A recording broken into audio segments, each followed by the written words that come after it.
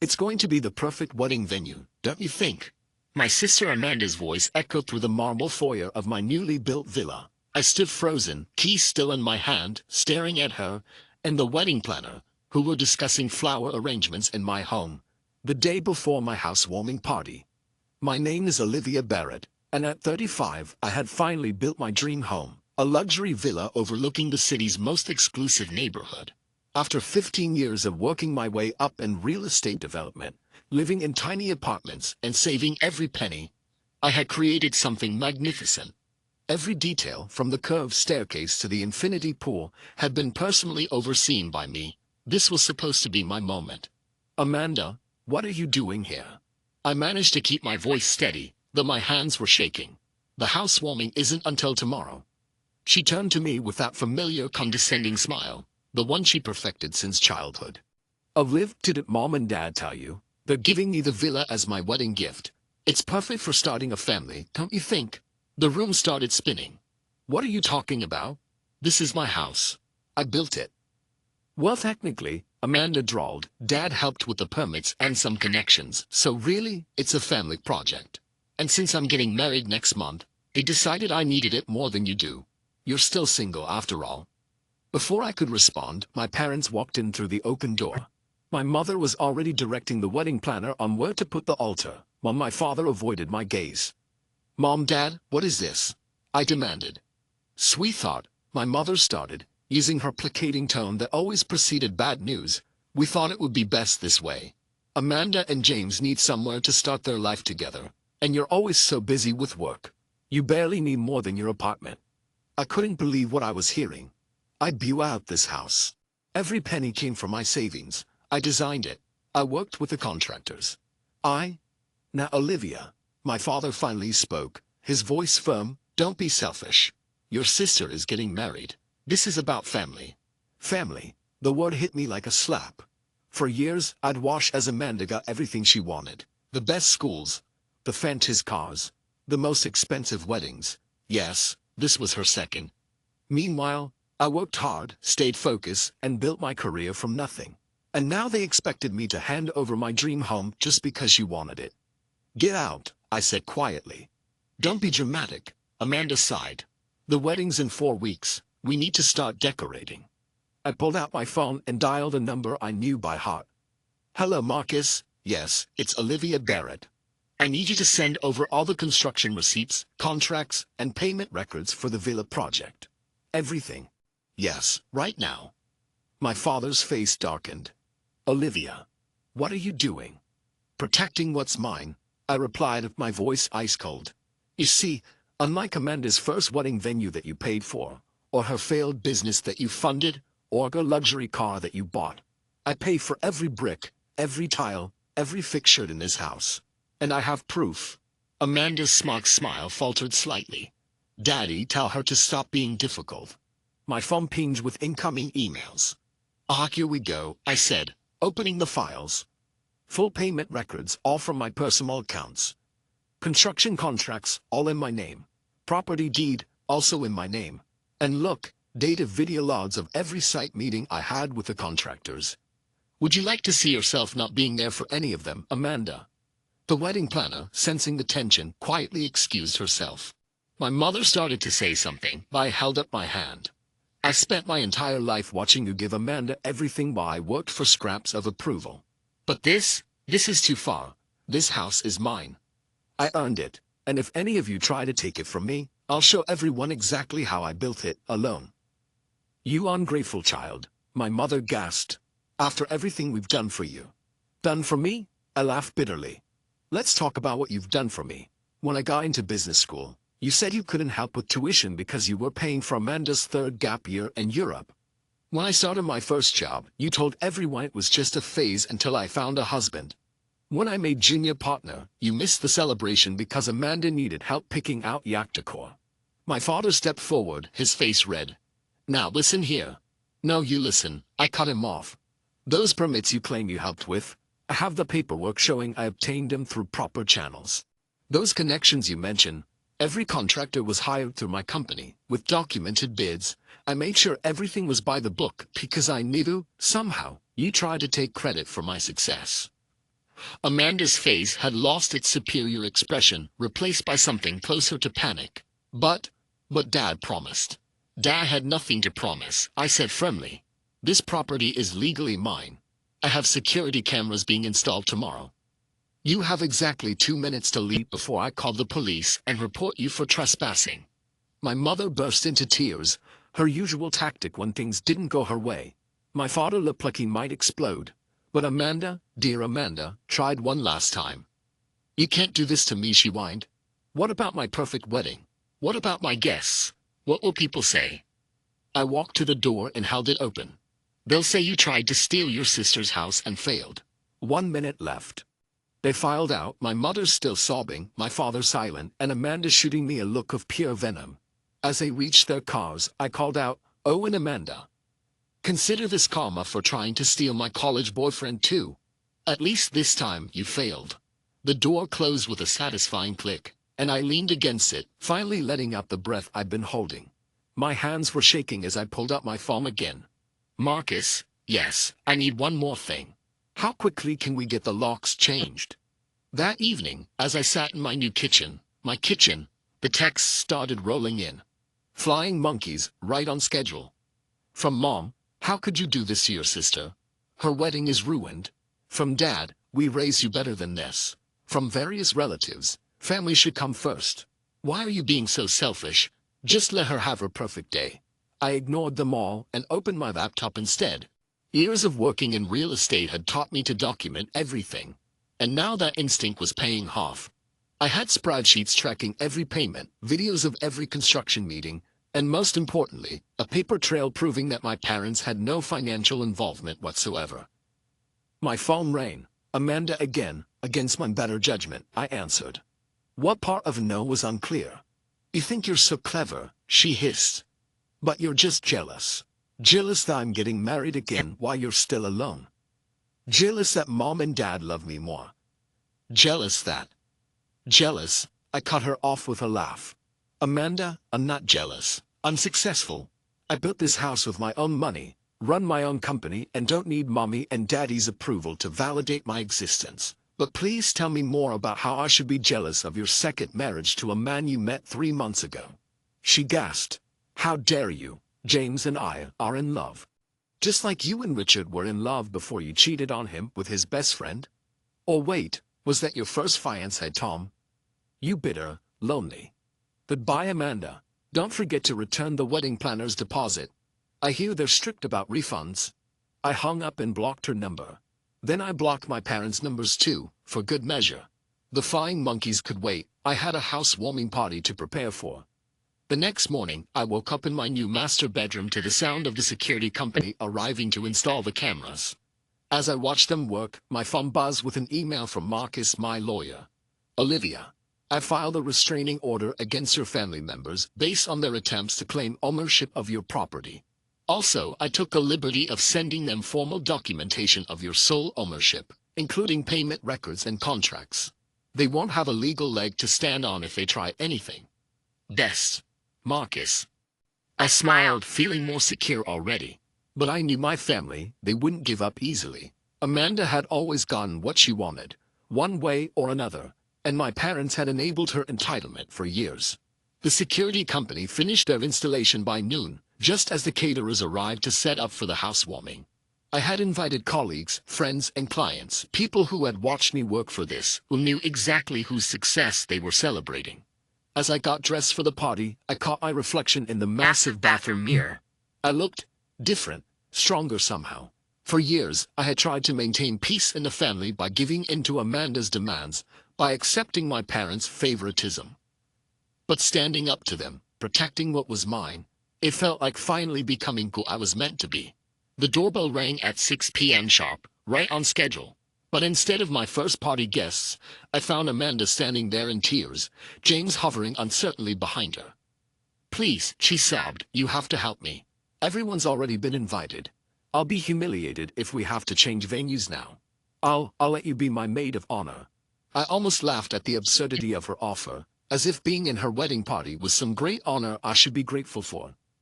Amanda, I said calmly, you have 5 seconds to leave my property before the cameras record you trespassing. Again. But. 4. You can't. 3. James tugged at her arm. Babe, let's go, we'll figure something else out. 2. They retreated to their car just as my first real guests arrived, my closest friend Sarah, who had watched me sketch the initial designs for this house years ago on a coffee shop napkin. Was that Amanda I just saw? She asked, raising an eyebrow. Just another attempted theft, I shrugged. But this time, I was prepared. The party was everything I had dreamed of. My home filled with people who genuinely celebrated my success, who knew the work I put in to get here. As I gave tours of the house, I shared stories about the construction process, the design choices, the countless hours spent making every detail perfect. Around midnight, as the last guests were leaving, Sarah pulled me aside. Your mom called me earlier, she said. Tried to guilt me into talking sense into you. Said you were breaking up the family. I took a sip of champagne. And what did you tell her? I told her that she and Amanda broke up the family years ago by treating you like an ATM with legs. Then I blocked her number. I hugged her tightly. This is my family now, I said. The people who actually care about me. That night, after everyone had gone home, I walked through my villa alone. My heels clicked on the marble floors I had selected. My hands traced the custom woodwork I had commissioned. My eyes took in the city lights through the windows I had positioned just so. My phone buzzed one last time, an email from my father. Your mother is devastated.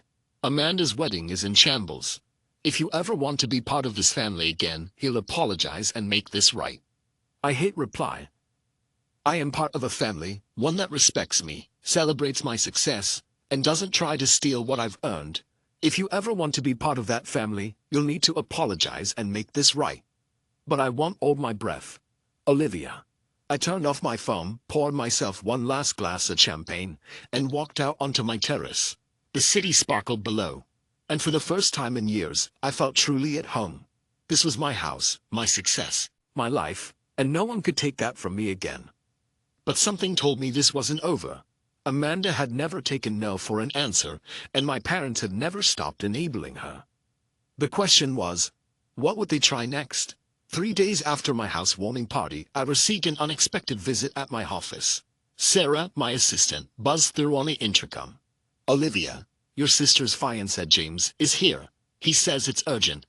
I considered turning him away, but curiosity got the better of me. Send him in. James entered, looking uncomfortable in his expensive suit, probably another gift from my parents. He clutched a folder like a shield in front of him. Olivia, I know I'm the last person you want to see, but there's something you need to know, he said, placing the folder on my desk. Amanda's been lying to everyone, including me. I opened the folder and felt my blood run cold. Inside were bank statements, loan applications, and credit card bills, all showing massive debt. Amanda had apparently been living far beyond her means, using my parents' names and credit to fund her lifestyle. She told me your parents were wealthy real estate developers. James continued, his voice tight. Said this house was just one of many properties they owned. I had no idea it was yours, built with your own money, when I confronted her about it. Let me guess, I interrupted. She threw a tantrum and blamed everyone else. He nodded. She's been pressuring me to sign a prenup that would give her full rights to any property we live in. Now I understand why. I leaned back in my chair, the pieces clicking into place. She wanted to marry you quickly, move into my house, and then make sure you couldn't claim it in a divorce. Just like she did with her first husband's beach house. There's more, James said, pulling out his phone. She's been telling people she's the one who designed the villa, that she hired the contractors. She's even taking potential clients on tours, claiming she's starting a luxury real estate business. He showed me social media posts, dozens of them. Amanda posing in my house and my office, claiming my work as her own. The latest post made my stomach turn. So excited to announce my new venture in luxury property development. First project, my dream villa, designed and built by me. I'm sorry, James said quietly. I've called off the engagement, but you should know, she and your parents are planning something. I overheard them talking about proving family investment in the property. I pulled out my own folder, the one containing every document, receipt, and contract related to the villa. Let them try. I got 15 years of records showing exactly where every penny came from. After James left, I called Marcus immediately. Within an hour, he drafted cease and desist letters regarding Amanda's false claims about the property. We need to move fast, he advised. If she's showing the house to potential clients, she could be committing fraud. That evening, as I drove home, I noticed an unusual number of cars parked along my street. As I approached my gate, I saw lights on in my house. Lights I definitely hadn't left on. The security camera feed on my phone showed what I dreaded. Amanda was hosting another tour of my property, but this time she had really overstepped. Through the cameras, I could hear her pitch to the group of well-dressed visitors. As you can see, this is the kind of luxury property my company specializes in, she was saying. We're currently accepting investors for our next development project. I called the police. The scene that unfolded was both satisfying and sad. Amanda, dressed in what I recognized as a knockoff of my favorite business suit, being escorted out while trying to maintain her dignity. The potential investors discovering they'd been misled. My parents, who had apparently been waiting nearby, rushing in to defend her. She's just ambitious, my mother cried to the officers. She's trying to follow in her sister's footsteps. By committing fraud? I asked, walking up my own driveway. By breaking and entering, by trying to scam innocent people. My father turned to me, his face red with anger. This is your fault. If you had just given her the house like we asked, she wouldn't have had to resort to this. I looked at him incredulously. Resort to this? She's been lying to everyone, racking up debt in your names, and now trying to scam people using my property. When are you going to stop enabling her? The police officer cleared his throat. Ma'am, would you like to press charges? I looked at Amanda, mascara running down her face as she continued to protest her innocence. At my parents still trying to defend her actions. At the scattered business cards on my driveway, printed with her fake company name and my home address. Yes, I said firmly. Yes, I would. You wouldn't dare. Amanda shrieked. I'm your sister. No, I replied calmly. You're a woman who tried to steal my home, my work, and my reputation. Being family doesn't give you the right to destroy what I've built. As the officers led her to the patrol car, my mother made one last attempt. Please, Olivia, think about what this will do to our family name. I am thinking about it, I said. I'm thinking about how you've let Amanda tarnish it for years while I work to build something real. I'm thinking about how you've chosen her lies over my truth every single time. And I'm thinking it's time for that to stop. Later that night, alone in my study, I received a call from an unknown number. It was Richard, Amanda's first husband. I saw what happened on the local news, he said. I should have warned you. She did the same thing to me, tried to claim my beach house as her investment property after the divorce. Your parents helped her then too. Why are you telling me this now? I asked. Because I wish someone had told me to stand my ground. Don't back down, Olivia. Don't let them guilt you into dropping the charges. She needs to face consequences for once in her life. As I hung up, my phone buzzed with a text from James. Thank you for showing me the truth before it was too late. I walked through my quiet house, touching the walls I'd dreamed of for so long.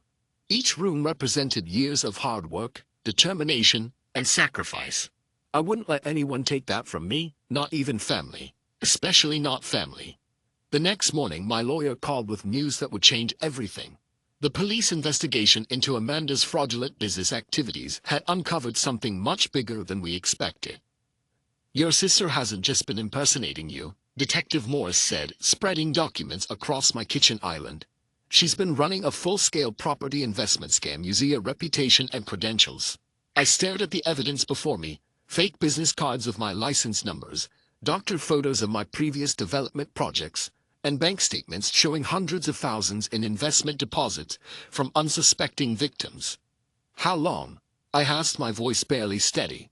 At least 8 months. She's been collecting down payments for luxury properties she claimed were upcoming projects, all using your professional history as credibility. My parents sat on the other side of the island, their faces ashen. They'd been called in for questioning, and the detective had insisted I be present. Now I understood why. Mr. and Mrs. Barrett, Detective Morris continued, your signatures appear on several of these investment documents. Care to explain? My father's hands trembled as he adjusted his glasses. We thought we were helping her start a legitimate business. She said Olivia had agreed to mentor her. By forging my credentials? I interrupted. By stealing my project portfolio. We didn't know, my mother protested weakly. She said you two had worked everything out after that little disagreement about the house. I laughed bitterly. That little disagreement was her trying to steal my home. And you believe I'd just forgive and forget? Detective Morris cleared his throat. There's more. Ms. Barrett, Olivia, your sister has been using your social security number and business credentials to secure loans. Significant loans. My heart stopped. How much? Just over $2 million. The room spun. My mother burst into tears, but for once, I felt no sympathy. This wasn't just sibling rivalry or family drama anymore. This was calculated fraud that could destroy everything I'd worked for. We can press charges, Detective Morris said gently. Given the evidence, she's looking at serious prison time. You can't. My mother wailed. She's pregnant. The silence that followed was deafening. What? I finally managed. She found out last week, my father said quietly. That's why we've been trying so hard to help her get established. She's going to be a single mother now that James left. I stood up, my chair scraping against the floor. So that makes it okay? She commits fraud, steals my identity, and potentially ruins my reputation. But it's all fine because she's pregnant. She's your sister, my mother pleaded. No, I said firmly. She's a criminal who happens to share my DNA. And for once in her life, she's going to face consequences. I turned to Detective Morris. I want to press all possible charges. And I want my parents investigated as potential accomplices. Olivia. My father stood up, his face red. You would send your own parents to jail. You signed fraudulent documents, I said calmly. You helped her scam innocent people. If you're innocent, the investigation will prove it. If not, well, maybe it's time you face consequences too. After they left with Detective Morris, I sat alone in my kitchen, the magnitude of everything hitting me at once. My phone buzzed. A text from Sarah. Just heard. You okay? I stared at the message for a long moment before replying. No. But I will be. The next morning, my lawyer Marcus called with an update that made my blood run cold. The banks were freezing my business accounts pending investigation. It's temporary, he'd assured me. We have documentation proving the fraud. But Amanda's actions have triggered automatic fraud protocols. We need to act fast to protect your assets and reputation. I spent the next 3 days in endless meetings with banks, investigators, and my company's board. Amanda's scam had been more sophisticated than anyone realized. She hadn't just stolen my identity.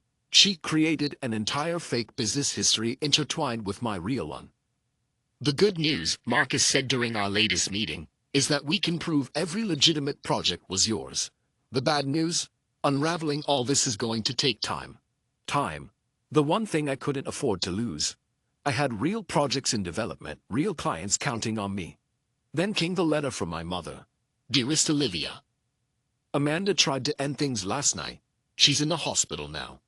The baby is fine, but the doctors say the stress is dangerous for both of them. Please, if you ever love your sister, drop the charges. We can find another way. Mom. I read the letter 3 times before calling the hospital. As I suspected, there had been no suicide attempt, just another manipulation tactic. That evening, as I sat on my terrace watching the sunset, I made a decision. I'd spent my entire life trying to prove myself while Amanda took shortcuts and blamed others for her failures. Not anymore. I called Detective Morris. I want to make a statement, I said firmly, about everything, and I want it on record. It was time to tell the whole truth, no matter who it hurt. 6 months later, I sat in the courtroom as the judge delivered Amanda's sentence. 10 years for fraud, identity theft, and financial crimes. My parents, who had taken a plea deal for their role as accomplices, received probation and hefty fines. Amanda didn't look at me once during the sentencing. Her baby bump was visible now, though the prison jumpsuit did its best to hide it. My mother's tears echoed through the courtroom, but they no longer moved me. I groaned immune to their emotional manipulation. Outside the courthouse, reporters waited with cameras and microphones. Ms. Barrett, how do you feel about your sister's sentence? I faced them calmly, my voice steady. This isn't about family drama. This is about fraud, theft, and accountability. My sister didn't just steal my identity. She stole from innocent people who trusted her with their investments. That trust was misplaced, and now justice has been served. The headlines the next day were predictable. Real estate developer's sister sentenced in $1 million fraud scheme. But what the papers didn't report was how the experience had changed me. My company had not only survived but thrived. The publicity from Amanda's case brought attention to my legitimate projects. Clients appreciated my transparency throughout the ordeal, and my reputation for integrity only grew stronger. The villa, my beautiful home that had started it all, became a symbol of resilience. I hosted charity events there, supporting organizations that helped victims of financial fraud. The irony wasn't lost on me. One evening, as I sat by my infinity pool watching the sunset, my phone rang. It was my father. Olivia. His voice was hesitant. Your mother and I. We've been doing a lot of thinking. The counseling from our probation program. It's opened our eyes. I remained silent, letting him continue. We failed you, not just with Amanda's crimes, but your whole life. We enabled her, dismissed her achievements, and never gave you the recognition you deserved. I know it's too late, but I'm sorry. I watched the sky turn pink and orange over the city. You're right, Dad. It is too late for things to go back to how they were. But maybe we can build something new, something based on truth this time. I'd like that, he said quietly. After we hung up, I walked through my home, running my fingers along the walls I fought so hard to protect. Each room held memories now, not just of the battle to keep it, but of the strength I'd found in standing up for myself. Later that evening, Sarah came over with wine and takeout, our Friday tradition now. Heard about the sentencing, she said, settling onto my terrace sofa. You okay? I smiled, really smiled. In her what? I am, for the first time in my life, I'm not carrying the weight of their expectations or guilt. Unjust. Me. To just you, she raised her glass. The most badass property developer in the city. We laughed, and I felt lighter than I had in years. The next morning, I received a letter from Amanda's prison. Olivia, I'm having a girl. The doctor says she'll be here in 2 months. I don't expect forgiveness, but I want you to know, I'm getting help. Real help. Maybe one day I'll understand why I did what I did. I won't ask you to be in her life. I haven't earned that, but I hope someday she grows up to be strong like her aunt. Amanda. I folded the letter and placed it in my desk drawer. Time would tell if Amanda's change was genuine. For now, I had a new luxury development project to focus on. Life had taught me an invaluable lesson. Sometimes the family you're born into tries to tear you down. But that doesn't mean you can't rise stronger. My villa stood as a testament to that truth, not just a home anymore, but a symbol of everything I'd overcome. As I walked into my office that morning, I passed the framed front page from last year. Local developer stands strong against family fraud. Below it, I had hung a small plaque with the words that had become my mantra. Your success belongs to you. Never let anyone steal your light. The view from my office stretched across the city, full of possibilities. I had projects to develop, dreams to build, and a legacy to create, one that was truly my own.